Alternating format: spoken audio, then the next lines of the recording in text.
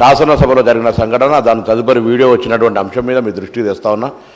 వారి ఉద్దేశం అటువంటి వారిని కూడా చర్య తీసుకోవద్దంటే సభ జరుగుతూ ఉంది, మిత్రులు ధర్నా చేస్తూ ఉన్నారు, అక్కడి నుంచి ఫోటోలు తీస్తుంటే మేము చూసినా లేదని మా సహచార సభ్యుడు వచ్చి మాకు చెప్తా ఉంటుంటే దాని మీద వచ్చిన వీడియో చూస్తే మీరు తప్పకుండా దాని మీద సోదరికి జరిగినా సిగ్గుగా అనిపించే పరిస్థితి ఉంది. దయచేసి సభ్యులంతా కూడా గమనించండి.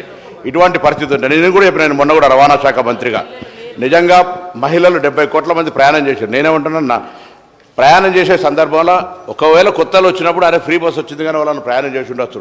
కానీ ఇవాళ ఎటువంటి వీడియోలు అంటే కొంతమంది వ్యక్తులు తెలుసు సంబంధించినటువంటి ఇవాళ సోషల్ మీడియాకు సంబంధించి నేను మీ ద్వారా పోలీసు అధికారులు కూడా అటువంటి వాళ్ళకి సంబంధించి చర్యలు తీసుకునే పరిస్థితి స్వయంగా వారిని అంటే ఆ వీడియో చూసినట్టయితే మీరు కూడా నిజంగా చెప్తా ఉన్నా దయచేసి అధ్యక్ష, అటువంటి వీడియోలను ప్రదర్శించే పరిస్థితి ఉంటే ఎట్లా అధ్యక్ష? కావాల్సుకొని దానికి సంబంధించి నిన్న మేము మాట్లాడుతుంటే ఏదో ప్రతిదీ ఒక నిమిషంలో ఏదైనా ఇప్పుడు ఒక ప్రతిబంధన ఒక నిబద్ధత దానేకంగా మనం ఆనాడు ప్రభుత్వం మాట్లాడిన వాళ్ళు 100 మంది మీద కేసులు పెట్టిన అధ్యక్ష.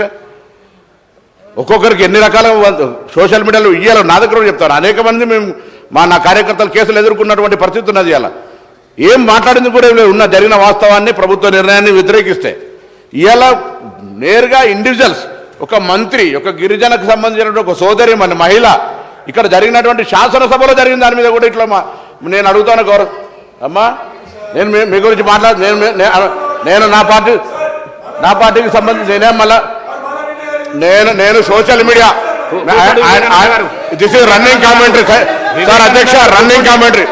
నేను గౌరవ సభ్యులు మాట్లాడిన అంశం మీద కూర్చోండి. నేను రవాణా శాఖ మంత్రిగా నేను గతంలో కూడా మొన్న చెప్పిన ఆర్టీసీకి సంబంధించి మహిళలు ఉల్లిపాయలు తీసుకొని బస్సులలో పోతురని ప్రత్యేకించి ఫేక్ వీడియోస్ తయారు చేసి పెడుతుంటే ఇది మహిళలను అవమానపరిచినట్టు కాదా?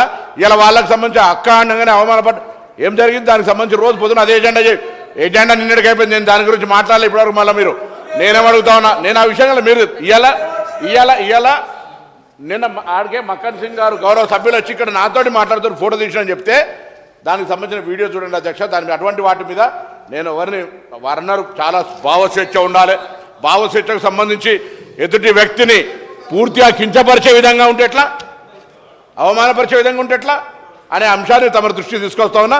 దయచేసి మొన్న కూడా కొడినా మళ్ళీ కూడా కొడతాను. అటువంటి వారి సభలో జరిగినటువంటి అంశాల మీద కూడా